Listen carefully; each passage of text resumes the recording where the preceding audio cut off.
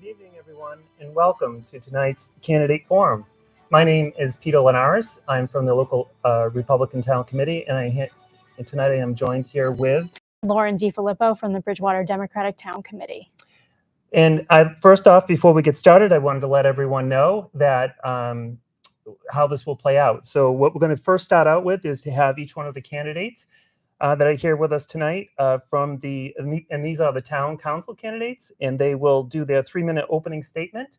And then we will start drawing questions from the bag that I have here on the desk, and they will randomly be selected, where each one of the candidates will answer the question, and they'll be given about 2 minutes to do so. I would like everyone to know that the questions were selected from both the Republican side as well as parties, and to bring them together so that we have the committees actually select these questions for the candidates tonight. And we will now get started. And we'll start with our first candidate opening statement from Haley. Hi. Hello, I am Haley Basewitz, and I hope to be one of your next town councilors. After attending the Bridgewater Vision to Reality Forum held this past year, I became deeply inspired to get involved. I spent time afterwards getting myself familiarized with the issues that seemed to resonate with everyone: a desire for improved infrastructure, the frustration with our water concerns, and the conversation of downtown revitalization were the issues I could see mattered to all of you as much as it did to me. I hope to bring my fresh set of eyes to these obstacles, and I look forward to getting to work. For the last 4 years, I have worked at Blue Cross Blue Shield of Massachusetts as a training specialist. In this role, I not only teach people how to understand complicated subject matter like deductibles and out-of-pocket maximums, but I also teach how to serve others. The passion I have for serving has been recognized by my organization, which can be seen through my involvement in our culture. As a newly appointed leader on our council to plan our yearly company-wide service projects, and I was named an Excellence in Service honoree just this year for my commitment to community.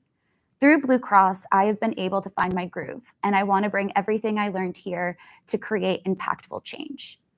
It is incredibly exciting to be here tonight with a panel of dedicated individuals who all want to better their community in different ways. It is an honor to be a part of such an impactful moment in this town's election history, and it is a privilege I don't take lightly. If you want to follow me or learn more about my campaign, you can find me at facebook.com by searching Haley for Bridgewater Town Council. My family chose this town when we moved here just 1 year ago. I hope now you will choose me too. And now we'll hear from Mary. Hi, my name is Mary McGrath, and I'm running for town council because I want to have a say in the decision making. I've lived in Bridgewater since 2015. I have a master's in human services from Northeastern University. I've retired and I've decided to take an active role in things that I've always wanted to do. I would be honored to serve Bridgewater as town council. Adelie. Thank you.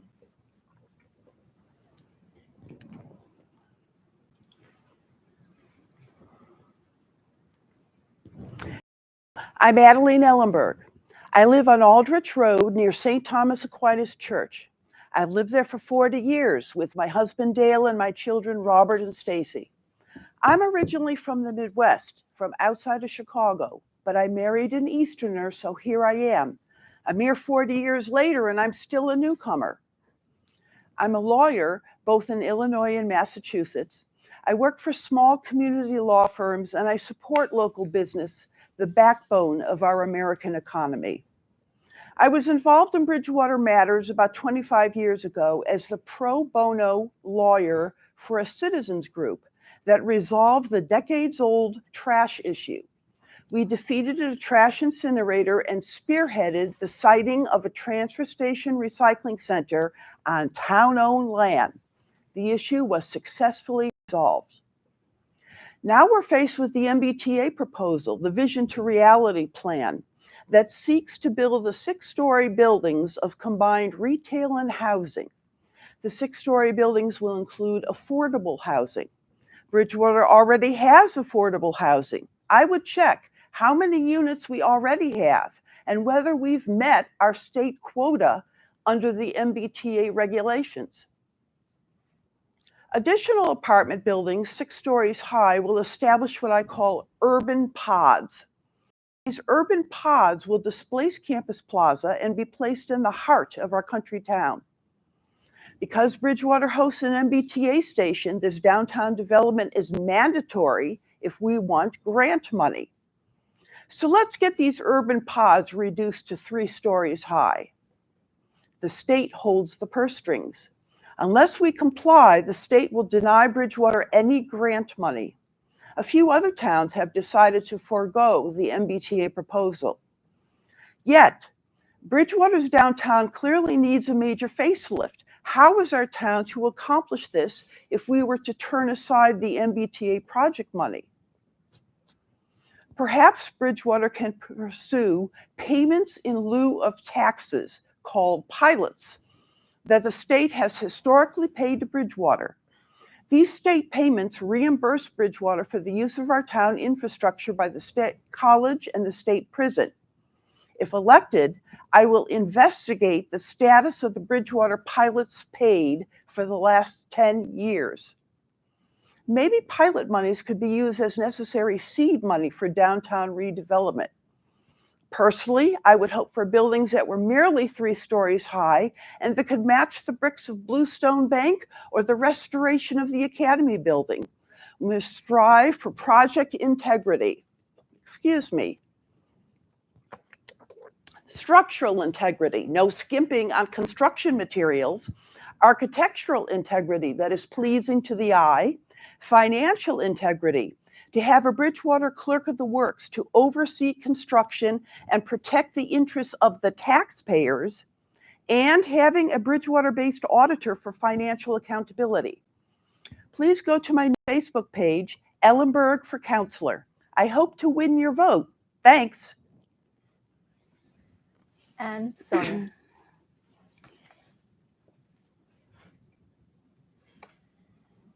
Thank you both to Peter and Lauren for hosting us this evening, as well as BTV for putting this together. Thank you to the other candidates for joining me on this stage and for the evening that we're about to have with the dialogue. My name is Sonia Striggles, and I am running to represent my great neighbors in District 1, which is comprised of precincts 1, 2, and 7, an area of Bridgewater that has been my identity almost all of my life. Motivation, when asked, is a very broad term. Everyone sees it differently, and that's what makes it so personal. When I made the decision to run, my motivation was based in giving back to the town that has given me so much. As a third-generation Bridgewater resident, I believe in Bridgewater. I believe in Bridgewater's potential. I believe in my friends and my neighbors. There is so much good in this town, yet we can still all collectively come together to ensure we leave a place we love better than we found it. I'm a firm believer that nothing changes if nothing changes. Bridgewater has a great opportunity to experience generational changes that will make our town stronger. Professionally, I am a realtor and team owner of the SLS Realty Group at Keller Williams Realty and have worked in real estate for the last 16 and a half years, all with the same company.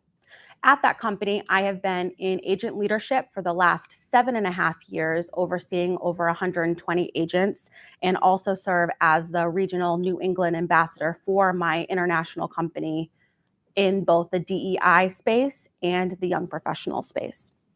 My work has given me a unique perspective on what our town can do to truly evolve, and I know my understanding of this can translate to being an effective counselor for the people of District 1.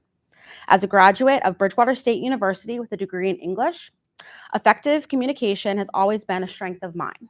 My ability to negotiate, problem solve, think about things at a macro and micro level to achieve the best possible outcomes for all, and a willingness to give back are all ways I believe I can be an integral part of town council.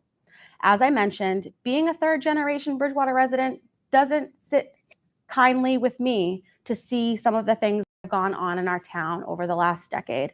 But knowing that I believe in Bridgewater, I know we can do better, and I know we will do better. Having been educated in our school system, I understand the importance of making sure the next generation is set up for just the same amount of success that I was, and having the ability to grow up in a richly tied political family in this town is not something that I take for granted.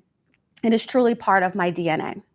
I remember walking the streets of Bridgewater with campaign buttons in a little satchel for my grandfather, asking people to vote for him. And despite him not being here, I know he is here in spirit.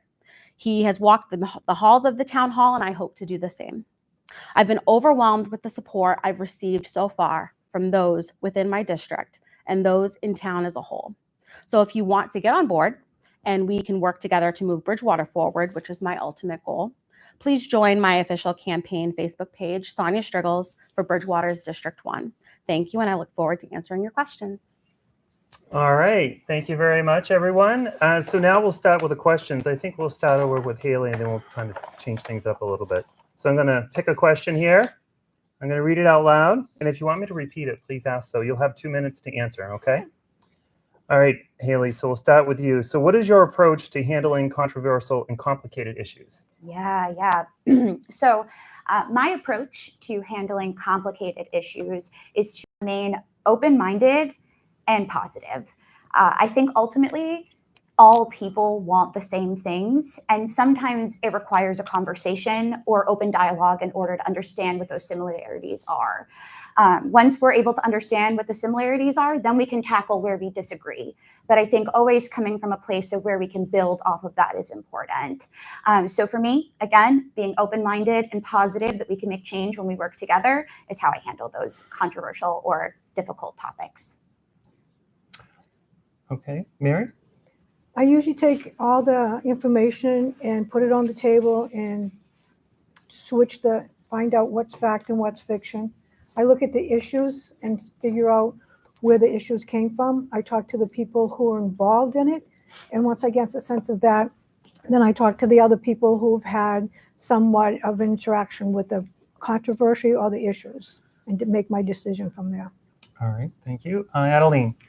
I like to try to ascertain what the facts are from all sides. And then if all sides have put out their facts, then that can be shared with the public and decisions can be made openly, at council meetings and so forth. I believe in openness with the citizens and an open process, and I hope to serve you well. All right, thank you. Sonia? Yes. When it comes to controversial and complicated issues, obviously we can all see that our world is extremely complicated. So the best thing that we can do, especially as a town council, and what I hope to do as well, would definitely 100% be to be offer a level of transparency while also being first and foremost kind. I think we've lost the kindness in our conversation, and you can have courageous conversation while also being kind.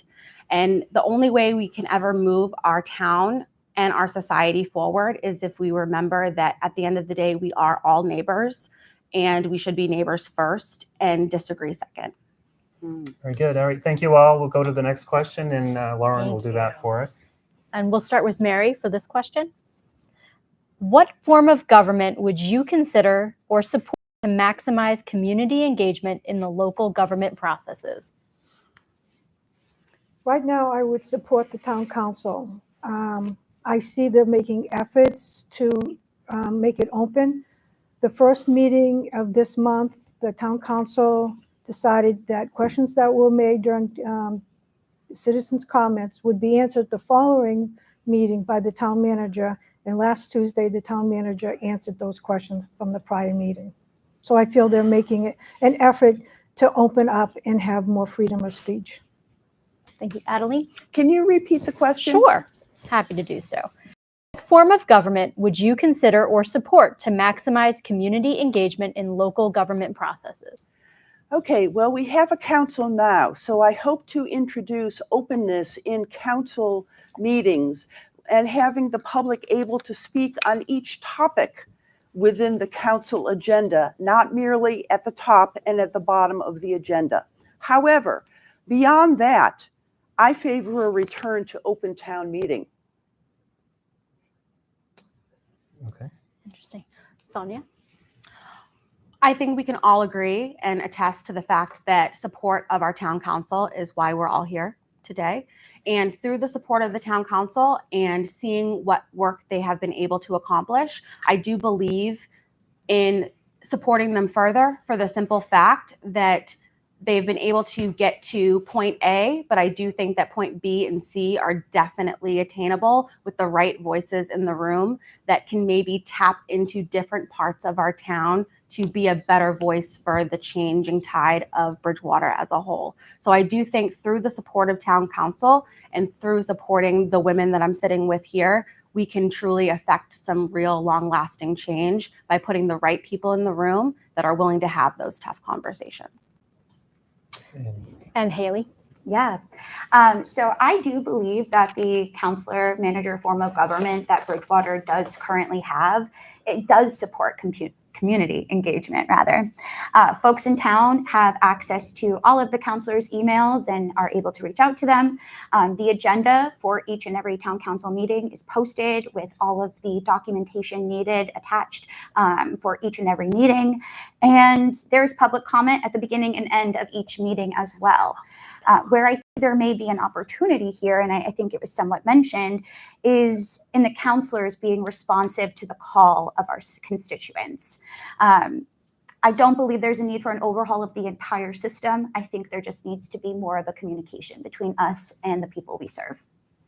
All right. Thank you. Thank you. All right, so let's move on to the next question. Let's see what we get here. And so we'll start with Adeline this time.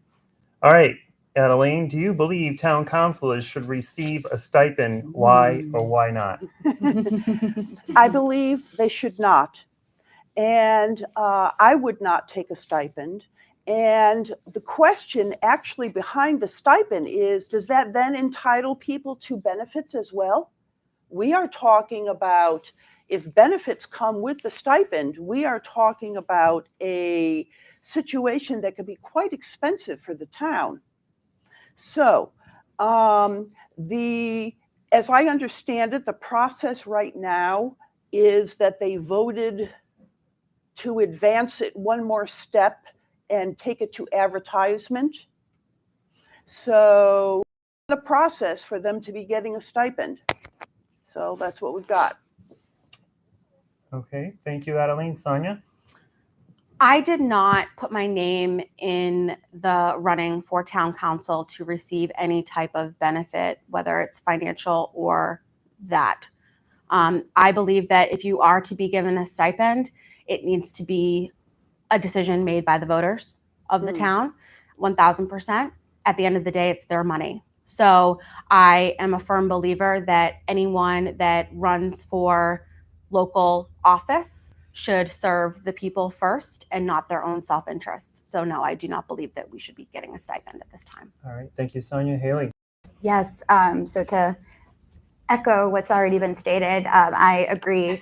This is a really popular conversation at the last but the town council meeting. And I know there was a lot of concern about this.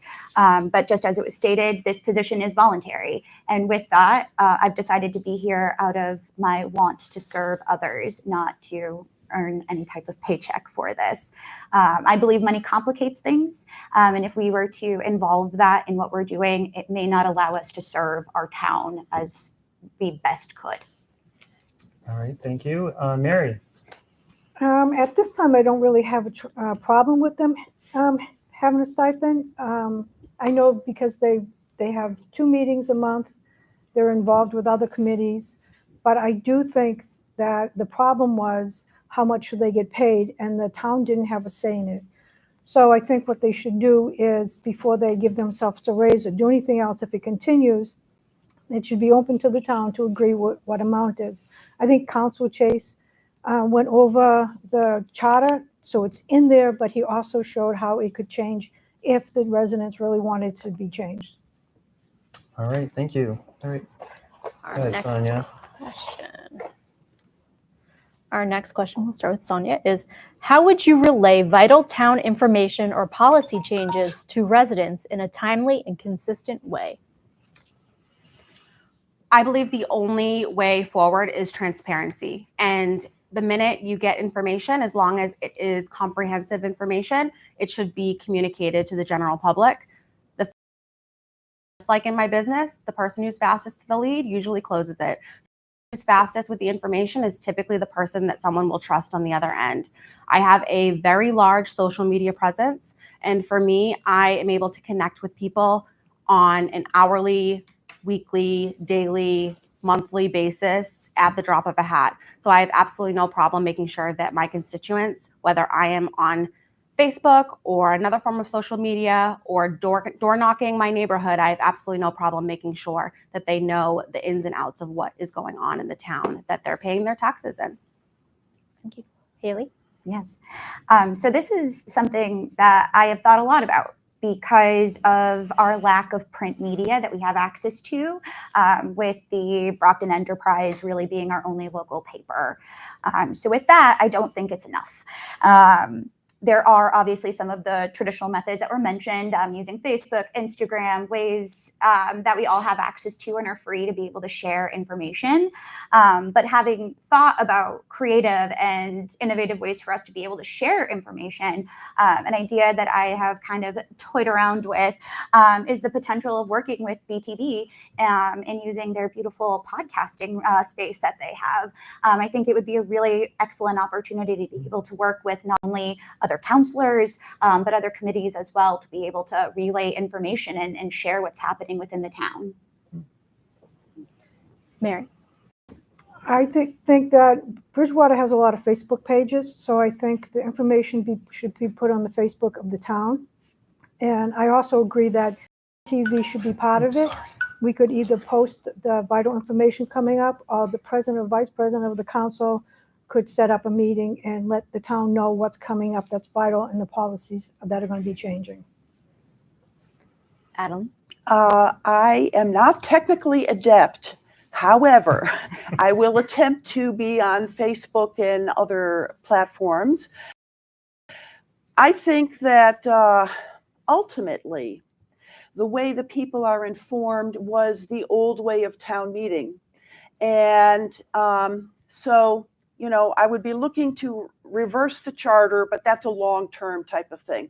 In the meantime, I think that BTV would do us all a big favor if they put on, let's say, the highway department to explain its decision, or the housing department, or the FinCom, and they would actually have public forums going with BTV. All right. Thank you very much. All right. Next question. We still have time for a couple more, I think. Yeah, I think so. Okay. All right. So we did Sonia, right? So back to Haley. Yep. All right, Haley. So what are your strategies to grow the business base in Bridgewater? All right, great question. So the way that I think about it is to continue with supporting the principles that my campaign is running off of. And that would be tackling our infrastructure problems, tackling the ongoing water problems that we have as well, and developing downtown the way that we want it to be found. I think the reason these can be really helpful for us is that we can't just leave things the way they are. If we invest in this town, if we grow this town, we're going to see businesses want to be a part of this as well and grow with us too. All right, thank you. Mary. I would like to see that the district becomes a cultural district and it brings in people. We could have a art performance where elementary school students up to high school would be putting on plays and learn the whole process of it, and also have this place where we can show movies. So seniors can have a matinee, the veterans can have movies. I've looked at the East End and they have a cultural district and they have festivals and other people into the town to have the festivals. It would also share the different cultures in Bridgewater and bring the families together. And I'd also like to have a recreation department with indoor basketballs, courts, and have where kids could have karate, dance, and stuff like that, the kids that can't afford the most expensive one. So I would rather stay with the character of Bridgewater and share our culture with the community. All right, thank you, Mary. Adeline. Those are all wonderful ideas that Thank Mary you. articulated. I was thinking myself that the old town hall could maybe be a youth center where kids come with supervision and do all sorts of activities and socialize after school and stay out of trouble, frankly. And I think our downtown definitely needs improvement, no question. The question is, will we do it with money from the MBTA, or will we go after the pilots, or will we go after private loans with developers to build? I think we need to explore all these options, but yes, our downtown definitely needs to be revitalized. So Thank you're you. saying the intent is to help to grow the business by doing all of that. Is that what you're saying? Well, the businesses need to be invested in. Question is, are you going to be tearing down those buildings and building new and putting in retail on the bottom and Okay. apartments above? Do you think the present businesses we have will go into that new retail? Is that likely? I think not, but I don't mean to be pessimistic. Question is, what can we do with private development? Because I come from the private sector, which generally does a better job than the public sector. So, Okay. All right. Thank you. Sonia. I don't know about anyone else that's sitting in this room, but it's really disheartening when business after business in the town that we love have to leave for the simple fact that they either feel that they are not being supported by the residents, or they feel that the state and the condition of their spaces do not match the business that they themselves have. Without commerce, you do not live up to your maximum potential in any way, shape, or form. As someone whose main job and career is to move people into this town, there are a lot that move out because they simply can't buy their own groceries in the town that they reside in.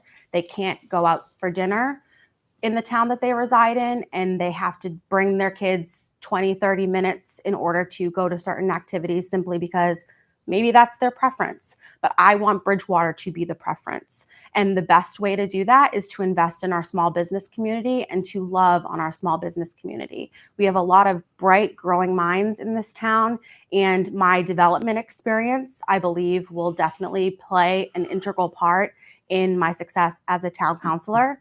I understand the ins and outs and the complexities of building, whether it's building costs to the overall scale of an overall project. So when it comes to all of those things, small business is the cornerstone of a small town. If you can't support your small businesses, you really can't have a small town. And if that's what we want to call ourselves, we need to support our small businesses. Thank you, Sonia. Very good. All right, I think we can do one more. Yeah. Yep, one more. Okay. We'll start with Mary. As a town councilor, what will you do to ensure that you will always put the views and interests of citizens ahead of your own values and thoughts? When I was in high school, I had a teacher that taught debate, and we practiced it a lot. And through this, I learned to listen to other people's points of view and research their ideas before making a decision. Also, I learned through this process that some of my opinions weren't the truth by going through this process. So I've learned that I don't take my opinions and my views seriously until I look at through the whole process of the other people's and research their answers. Thank you. All right. Adeline? Yes, I believe that there's generally two sides to every issue.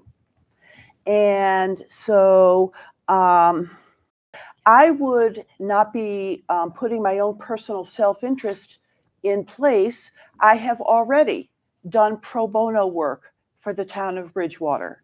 So I hope I have earned your vote for me. And so we had success with the involvement of the citizens. And I think that's what we need to do here if we develop our town to the best that it can be. We need to strive for the best that it can be. Thank you. Sonia? We have a saying at my company that if you don't have a win-win, you don't have a deal. So for me, a win-win in this instance is 100% making sure that my viewpoint is never the first thing that I focus on. It's the viewpoint of my constituents, especially my beloved neighbors of District 1. I have always been a firm believer that the collective we is better than just me. And if I only focus on my thoughts, I can't focus on the thoughts of you. And for me, that is something that is always at the forefront of my mind, that I will never serve my own self-interest before serving the self-interest of others. And we won't get where we want to in 3 years. We all know that. It's going to take a long time to grow and change, but the important part is that we actually take those first steps to make those connections, and listen to each other and make sure that everyone's voices are heard. Thank you. Haley? Yes, so so as a trainer, I am tasked day in, day out to constantly see things from other people's point of view. I teach people who have different learning styles, different backgrounds. They even live in different states. They're not all in Massachusetts.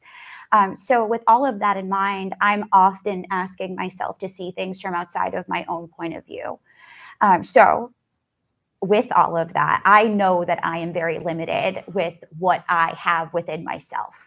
How I know I'll be able to be an excellent counselor and represent the interests of our citizens is because I know the best way in order to be knowledgeable about everything is to look outside of yourself and speak openly and candidly with others. You have to really, go outside of your comfort zone in order to dig for that truth. So the more we put ourselves out there, the more we'll be able to learn and grow. Thank you. All right, can we do a 1 minute closing for each person? Okay, so, let's start with Sonia. So a 1 minute closing statement, please. Thank you all so much for your time and attention this evening. I just am feeling super optimistic about not only the future of the town that I love, but my position in making sure that we can truly move Bridgewater forward. I really look forward to having more engaged conversations with so many of you, especially over the next month leading up to the election, and making sure that all of your voices are at the forefront of my mind as I am going into any experience in making decisions on your behalf. So again, please feel free to follow me on Facebook at Sonia Striggles for Bridgewater's District 1. Thank you guys so much. All right, thank you. Sonia, Adeline. Hello. I hope to earn your vote. And I would say that Bridgewater needs counselors that can listen to everyone and bring sides together that are in disparate points of view. And we're going to have to work our way forward from this. And I hope to be a part of it. I'm putting myself forward to serve the town. If you want me, I'm here. And if you don't want me, that's okay. My life will be a lot easier. So anyway, here I am at your service, and I hope you'll consider supporting me. Thank you. Very good, thank you. All right, Mary. Thank you very much for watching us all tonight. If you want to know what I stand on for the vision to reality, the form zone code, and the MBTA requirements, I spoke at the town council on Tuesday night. Wish I could give you more information about all the other questions, but I will get my Facebook up, and I plan on going door to door and meeting everyone and talking about what I believe in. Thank you. All right, thank you there, Mary. All right, so we've got Haley, last one up there. Go ahead. Thank you, everyone, for tuning in tonight and being engaged in the political process. Our local government is the greatest thing that we have access to, and our ability to vote is, again, just the greatest thing that we have. So us being able to go out and run and be engaged in this just really shows how much people of Bridgewater care.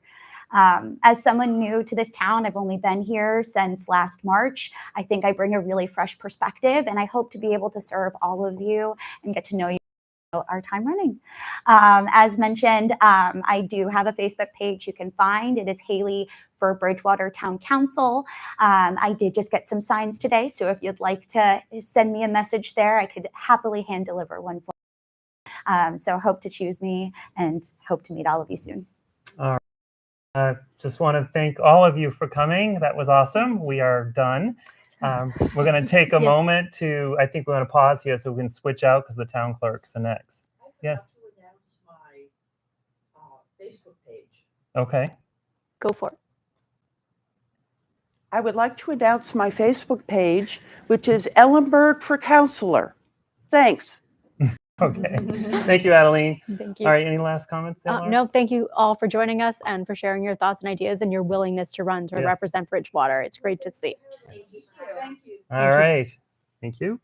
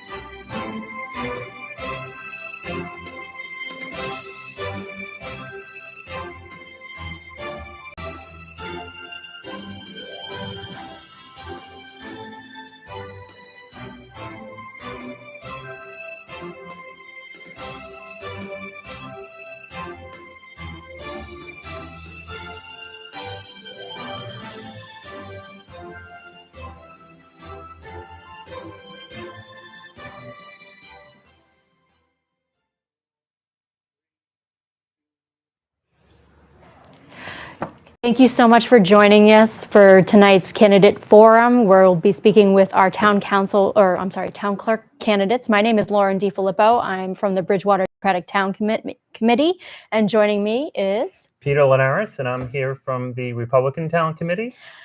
So just to give you the lay of the land and how we set tonight, all the certified candidates were invited to participate in this forum. They were provided with questions that were developed by both the Republican Town Committee and the Democratic Town Committee, and they were provided with those questions in advance so that they could kind of think about what their answers might be. So we will get started with a 3-minute opening statement from each candidate, and we'll start with Tina Larson. I am not Adeline Ellenberg. That is not my my thing. We'll get it. There I am. All right. Good evening. I am Tina Larson, candidate for town clerk. I am running for town clerk to continue the admirable work of Mary Lee Hunt, who is retiring after 3 terms. My goal is to strengthen the community's faith in local government. And to do this, I will implement cutting-edge processes and systems, provide best-in-class service to citizens, and ensure excellence in areas of elections, records management, and state compliance initiatives. I believe the town clerk position should be someone that does not have an affiliation with any political party and is therefore independent for all elections. As I have been canvassing for my campaign, I am hearing that voters are tired of politics as usual. I am a fresh face in this race. Building trust with the citizens is critical, and that can only be achieved by approaching the job with integrity, honesty, and high ethical standards. I plan to complete my entire term as town clerk, unlike my opponent, who resigned from his council position without explanation, leaving his constituents devoid of representation. And I will not be lobbying for anyone wishing to open a business in Bridgewater. As a town resident for over 35 years, I have been active as a volunteer in a variety of town organizations, including the Friends of the Library, parent groups in the school district, Girl Scout leader, sewing for Dress a Girl, including working with the Mandela Scholars, a participant in the Citizens Police Academy, and serving as vice president of the Bridgewater Pickleball Club, now as chair of the Cultural Council. I raised 3 highly motivated and successful BR grads. I am known for problem solving and efficiently getting things done. I have a bachelor's degree in nutrition counseling and food service management, and I currently work seasonally as the administrator of a tax practice. These experiences have enhanced my ability to succeed with a variety of personalities, income, and education levels. These people skills will be invaluable for this position. Responsive customer service will be my goal. If you're going to be away on September 27th, I encourage you to vote in person at the town hall starting after April 6th. Thank you. Now we'll hear from Bill Wood. Hi, I'm Bill Wood, and I'm running for town clerk. I'm running because I believe I can continue to do good for the town of Bridgewater. Many people know me because of my 11 years on town council or my 18 years of service with the Bridgewater Lions, but let me introduce you to my professional resume, which is why I am a great fit for the town clerk position. The town clerk is the only elected department manager in the town. For education, I have a master's degree in business administration and a bachelor's degree in computer science. The combination of these 2 degrees has been the foundation of my professional career and the talent that I bring to the town clerk's office. Professionally, I have 29 years of experience as a vice president and team manager at State Street Bank and Trust. I was responsible for managing the software engineers who designed, built, and managed critical financial software used to process up to $100 billion every single day through the financial market. My goals as the town clerk are: add evening hours at the clerk's office for your convenience, provide the support to help you be an informed voter, ensure that elections follow all regulations and advisories from the Commonwealth Elections Division, enhanced website technology for cell phone and other applications, provide educational opportunities to committees and board members on rules and procedures, and for those that get married at town hall, making sure the day is great. Over the past several years, I've cataloged every function of the clerk's office and have helped set up several elections and even officiated a wedding. I know the requirements of the office very well. My education, skills, and experience makes me a great fit for the town clerk position, and I hope that you will consider my experience and talents when you vote on April 27th.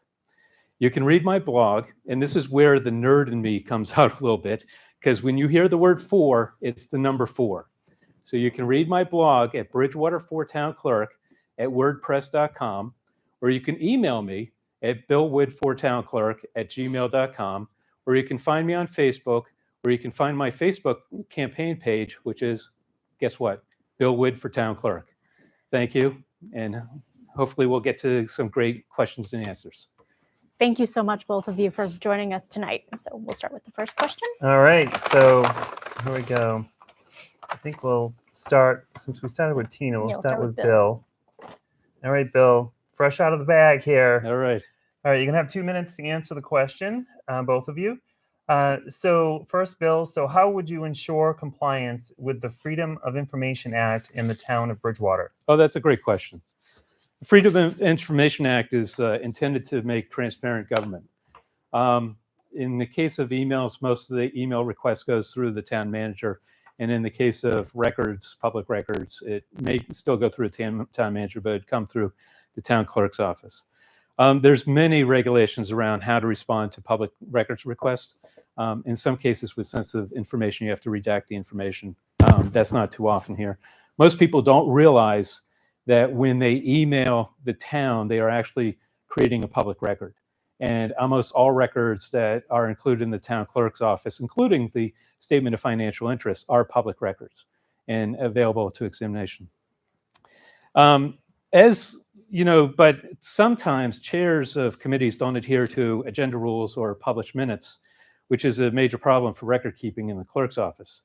As town clerk, I'm going to track training certificates for open meeting laws, conflict of interest certification, and I can train the chairs on how to use Robert's rules effectively. I will also recommend that all boards and committees are given a Bridgewater MA email address so they're conducting business on town addresses, not their home addresses, which makes research in the Freedom of Information Act so much more difficult because they may be violating open meeting law by exchanging information used in their personal emails. Thank you. All right. Tina, same question. Would you like me to repeat it? Sure. So the Massachusetts Freedom of Information Act is very clear that anyone can request records and no statement of purpose is required. Also, the Massachusetts Public Records Act places no restrictions on the use of those records. Massachusetts law allows 10 days for record responses. Exempt is any information that would invade individual privacy or trade secrets, or public policy development memos or investigative materials.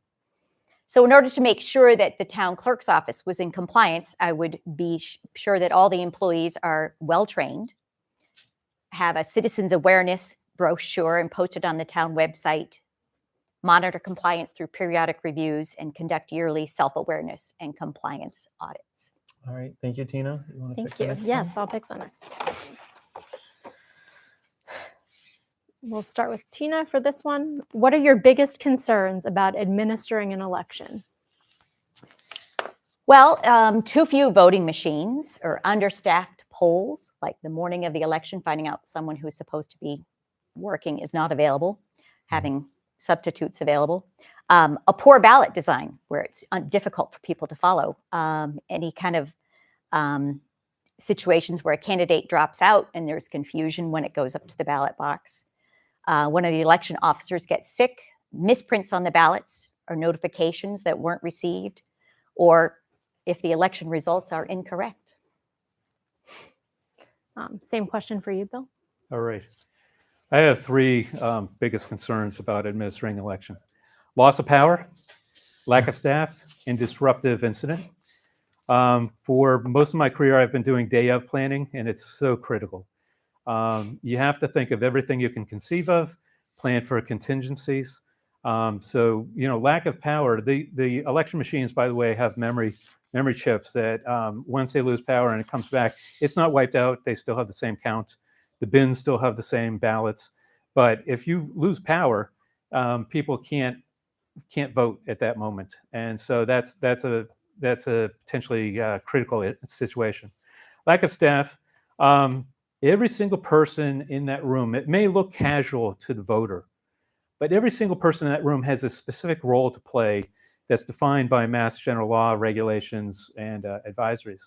And so if a couple are missing, you need to have backup people ready to take over those roles that are trained and knowledgeable about what they need to do.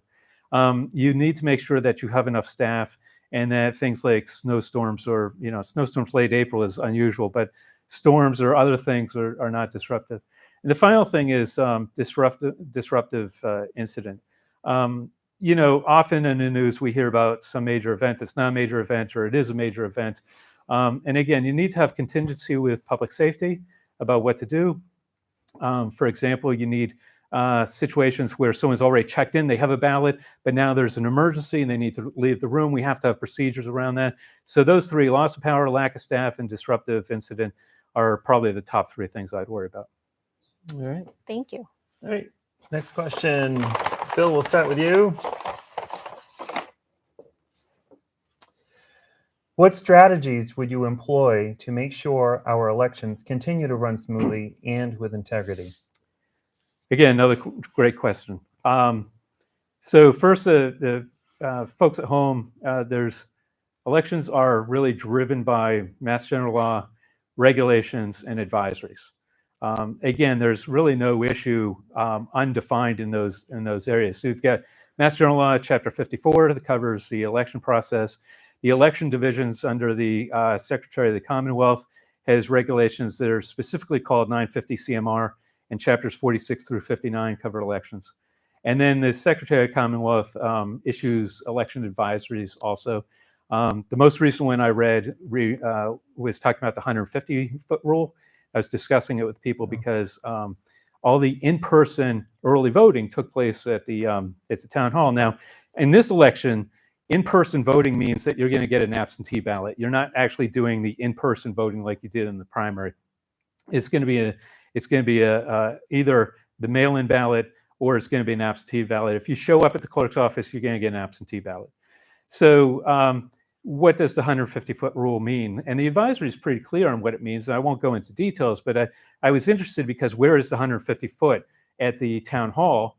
And the advisory goes into great detail about protecting the freedom of speech of the people, as well as protecting the rights of the voters, not having signs or something that might be adversarial. So beyond that, as I said, staffing has specific roles. We're going to have day of planning. So these are all to make sure that it runs smooth and with integrity. Day of planning. Counting machines, there's an amazing number of tests that are done on that to make sure those have integrity with the number of counts, the number of use cases that are there. And this is a little bit of a stretch goal, but what I want to do is develop potentially a cell phone app so that finding your precinct is as easy as typing in your street and address. It should be just like that. You shouldn't have a long list of things that you have to check. All right. Thank you. Thank you, Bill. So Tina, we're going to let Tina answer the same question. We are very fortunate that the current staff of Jolie and Christine, Jolie's been there 26 years and Christine's been there over 10 years. They've been running our elections competently, and they do testing of equipment before the election to make sure everything's working properly. There's always a police officer that guards the ballots until they reach the vault at the town hall where they're stored. But the mail-in voting process is something that I will be observing, because we need to make sure that that's smooth from start to end to make sure that the ballots are followed all the way through. But here are some possible strategies to help to make sure that the elections continue to run smoothly and with integrity. Possibly requiring voter-verified paper ballots or records with every vote cast, replacing old voting machines as needed, conducting robust post-election audits to confirm the election outcomes, update and secure outdated voter registration systems and e-poll books, requiring minimum cybersecurity standards for voter registration systems and other pieces of voting infrastructure, performing mandatory pre-election testing on all voting machines, which they do now, and then continuous vulnerability analysis, expanding threat information sharing, including comprehensive threat assessments accompanied by mandatory reporting requirements, and then finally exploring funding for updating election infrastructure. All right, thank you, Tina. Next question. All righty. This is for Tina first, Yeah. right? Yep. Okay, Tina, this one's going to you first. What strategies would you use to encourage community engagement in town affairs? That is something that is real important to me, and I want to try and work with the people in the town clerk's office right now to see if we can add something to the census that would allow people to indicate how they would like to be communicated with. Right now, it's pretty much just Facebook. But maybe people want a text message when something important has come up, an election, or any kind of notification or emails. But I would like that to be included in the census if possible. But it is very sad. We have 18,000 voters in Bridgewater, and a little more than 5% come out for these local elections. So I really want to try to connect with the voters through methods that work for them to get them excited to come out and actually do the voting. Mary Lee has been doing a program at the middle school with one of the middle school teachers on teaching about the whole voting process.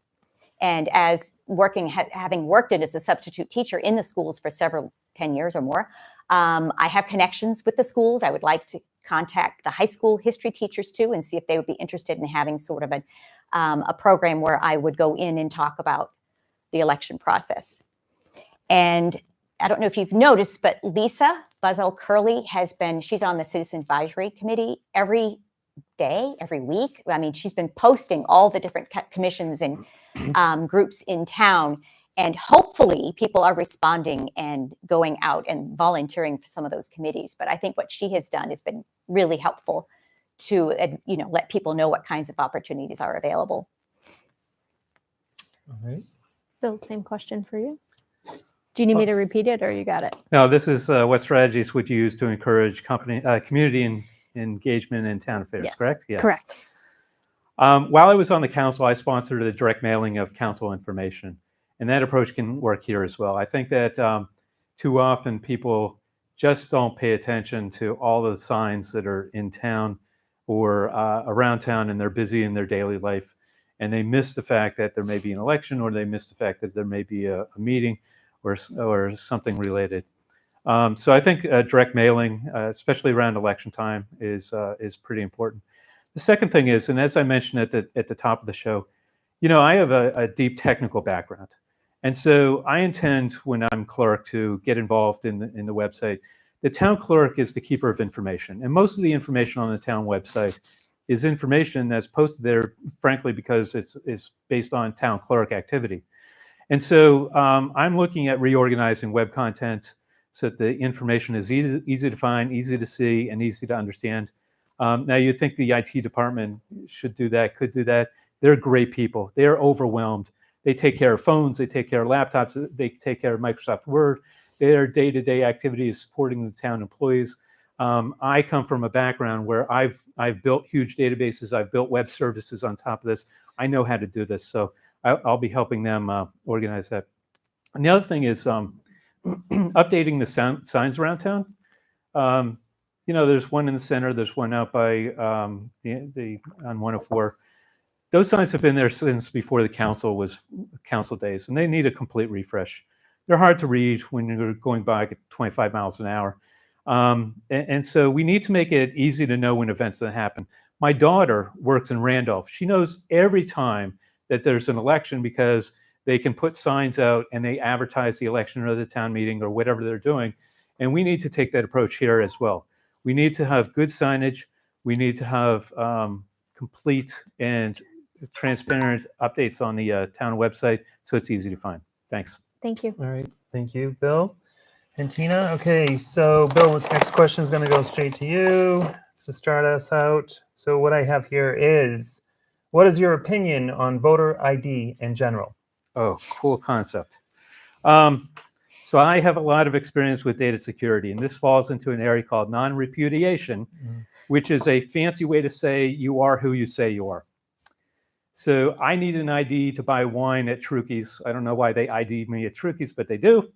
I need an ID to get on board a plane. So why not have an ID to vote? I'm not against it, but it does face an uphill challenge. The current regulations allow you to use the utility bill to be used as an ID with voter.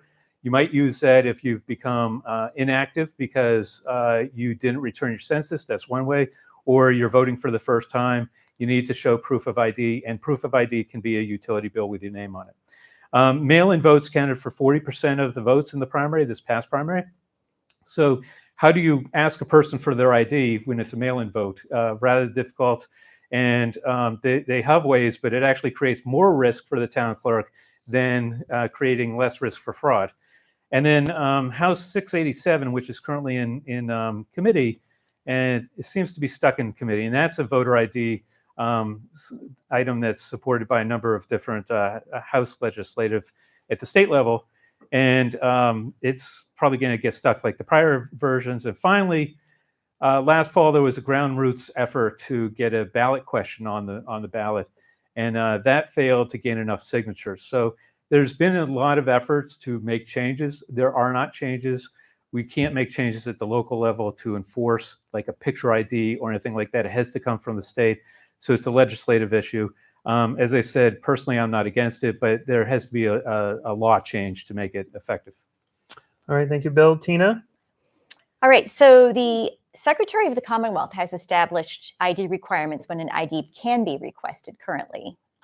Anytime you're a first-time voter, as Bill mentioned, or if you are inactive on the voter list, or if you're casting a provisional or a challenged ballot, or if the poll worker has a practical or legal challenge to ask for your ID. I am concerned as mail-in voting becomes more in demand, the challenges are going to be increasing. And I would like to work with the Massachusetts Town Clerks Association and the other associations in the state to try to figure out how to make sure that this is a secure thing, and maybe even suggest that our Secretary of State Galvin not mail out those postcards and have people do absentee ballot requests rather than just automatically having a mail-in ballot without having a reason for not being able to go to the polls that day. All right, thank you, Tina. So we'll get the next question. Yep. All right. We'll start with Tina. You both have sort of answered this one already, but we'll ask it. How familiar are you with the Massachusetts laws and regulations and guidelines that apply to our local government and the role of town clerk? All righty. So I am very willing to admit what I don't know, and we'll find the answers. Fortunately for Bridgewater, our assistant town clerk, Jolie, has a wealth of knowledge and experience. And if she doesn't know the answer, the Massachusetts Town Clerks Association and the Secretary of the Commonwealth will be good resources. The amount of potential information that a town clerk may encounter would be impossible for me to be familiar with during this job. So I know where to go. I'm willing to admit I don't know the answer. And if Jolie doesn't know it, we'll find it together. Same question for you, Bill. All right. What's interesting with the Town Clerk Association is there's also one called the City Clerk Association, because Bridgewater is actually a city right now, so we have to apply city rules, not town rules, when we do specific things like annual town reports, and we'll get to that. So in terms of knowledge, I've studied all the MGL 40 laws, the regulations I spoke to about, and read all the advisory notes. I've also, as part of my council experience, I've cataloged all of the functions that the town clerk's office does, and I did that several years ago for another project. I actually rewrote the law regarding how dog licenses work, and we changed it from summertime to the census in November, and I worked with the town clerk's office on that project to come up with this great solution. I restarted the annual town report. My father's a historian. When we changed to a city, this report was not required, but it's not for a snapshot of now, it's for 20 years from now. And actually the place marker here is for another answer, because we'll be talking about appointed versus elected in a few minutes. So as town clerk, I have no problem with writing. There's missing books from 2009 to 2014. I intend to backfill. I have all that information. I also, we're still 2 years behind right now. So it's really a critical piece of documentation for the history room. I co-developed the Statement of Financial Interest, did a lot of work on that, and I co-sponsored the first version of the Administrative Code for Bridgewater. So I know the office extremely well. I know the functions extremely well. I know the laws extremely well. All right, Bill, thank Thank you. All right, back to you again, Bill. So another question here. As the Bridgewater Town Clerk, what will be your top 3 goals in serving the public? This was probably the hardest question to answer because I have currently on my platform probably 10. I probably have 15 items that I would really want to work on. I think a lot of them have equal importance. My grandfather came to Bridgewater in 1936, and he established a medical practice in the center of town. And he worked until 1980. I lived with my grandparents for a short while. He always offered evening office hours for those people that had to work during the day and couldn't get there. So for the clerk's office, I'm going to add evening office hours for the convenience of the people. Think about it. So if a young couple wants to get married and they need to do their marriage intentions, they can't get there during the workday. Most likely, they both are working. And there's other situations where people just can't make it between 8 and 4:30. So a couple nights, and we're still going to work out the details. But I'm going to offer office hours myself. Providing the support to help you become an informed voter. I have a Facebook profile right now for Informed Voter. I don't make it my personal platform. It's not my personal platform. It's trying to get the word out about election days and locations and topics and things like that. So I've already started on that. But I think, as I said, signage is critical. Restructuring the town clerk's page so that the stuff is easy to find on one click and not necessarily you have to drive 3 or 4 clicks down. Everybody has a cell phone. My daughter lives on her cell phone. She doesn't have a laptop. We got to make it easy to do that. So that's part of the informed voter piece of it. And then finally, ensuring that the elections follow all the regulations and advisories from the Commonwealth of Elections divisions. Elections are critical. You have to have certainty in them. You have to know that they're safe, sound, and secure. Thank you. All right, thank you, Bill. Tina, same question. So I have some similar goals, assuring election integrity being number 1. The second is outreach to educate voters on election information and ballot questions. And as I said earlier, I would like to investigate other methods for reaching voters, either by text, email, or whatever method they choose on that annual census, or community surveys, reminder emails, I voted incentives, civic education campaigns at the middle or high school, as I mentioned earlier, transparent communication, and continue to engage post-election. So even though the election has ended, we need to keep people involved. And the last, to modernize and automate to minimize trips to the town hall using technology. All right, thank you, Tina. Actually, I think we only have one question left, so went a little quicker than we did with the council. There are less of them. Yeah. So we'll start with Tina. Yeah. I don't know why it's confusing. There's 2 of you, but because there's only 2 of you, it's shorter. Can you describe your approach to customer service in dealing with citizens of your town? Sure. I will aim to offer the best customer service experience by working with other town officials, departments, and citizens to make the town's clerk's office best in class. I will reach out through the Town Clerks Association or City Clerks Association to learn what can be improved that has worked in other clerks' offices around the state. And my experience as a nutrition counselor and admin for this tax office has prepared me for this position by working with a variety of personalities and socioeconomic levels, and always trying to address their concerns, having those people skills. Same question for you, Bill. All right. So when I was working on my MBA, I didn't take a lot of finance classes, and I ended up in finance, which is funny. I took entrepreneurial classes, and during the college years, I worked retail.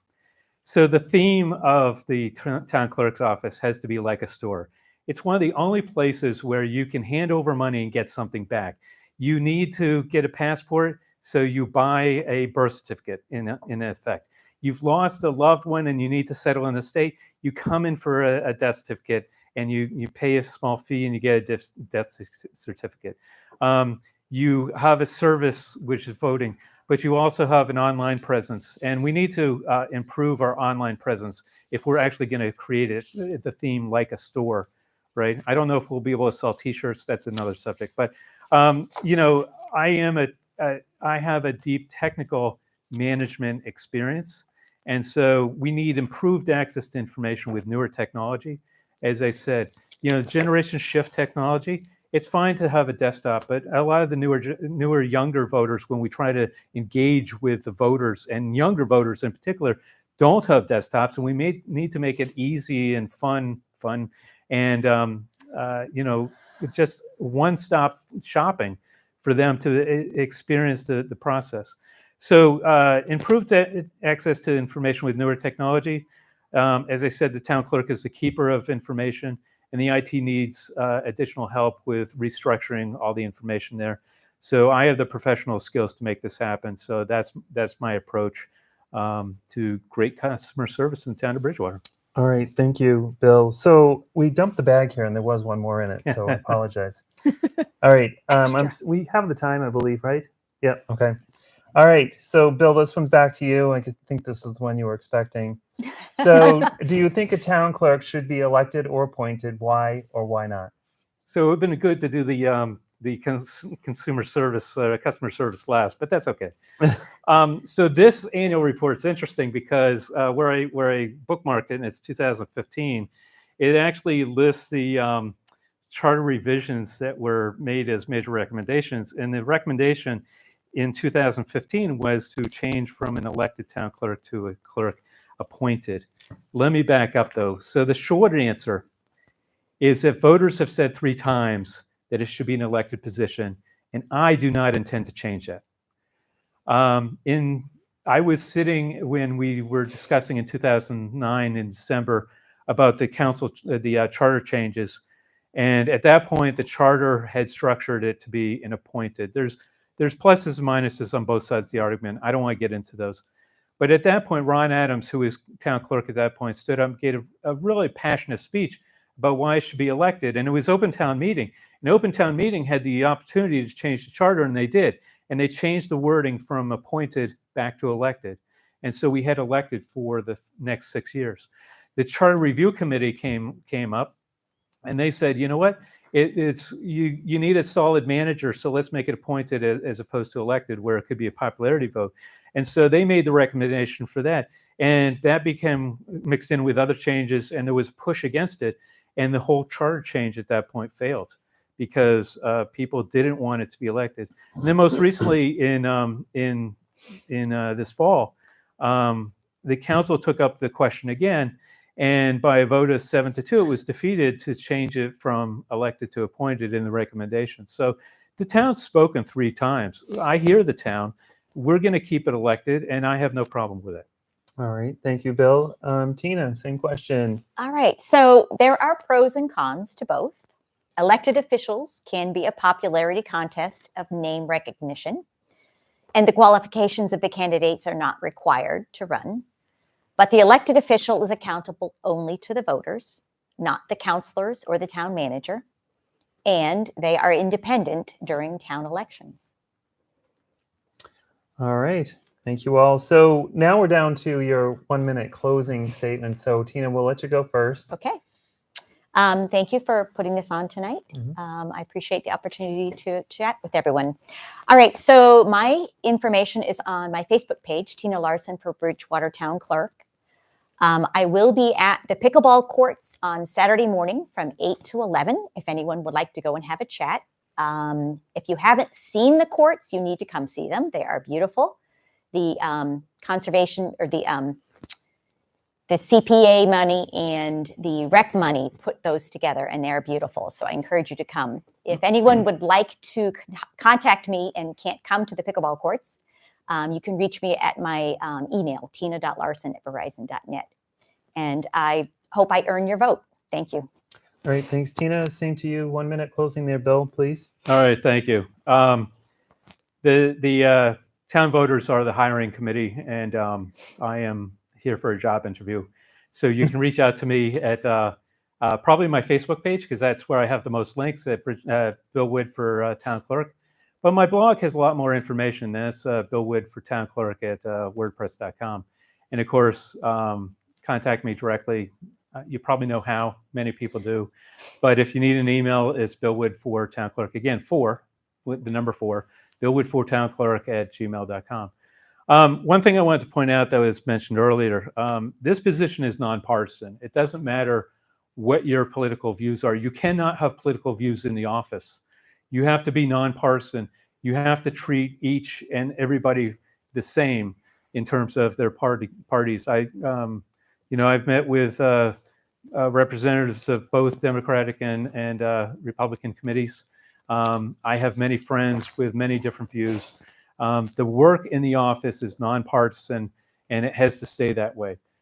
So execution is done on rules and regulations, process, and that sort of thing, and not on tempers and whatever else could happen. All right. So I want to thank everybody for the opportunity for this, and hopefully I've gained your vote. Thank you. All right. On behalf of Lauren and I, we thank you both for coming Yes, thank tonight. you. And that ends our show. Hopefully everyone in the audience got to learn about our candidates tonight, and thank you for joining us. And see us next week for the school committee and library trustee Oh, that's candidates. right. Forgot about them. All right. See you then. Have a good night. Bye now.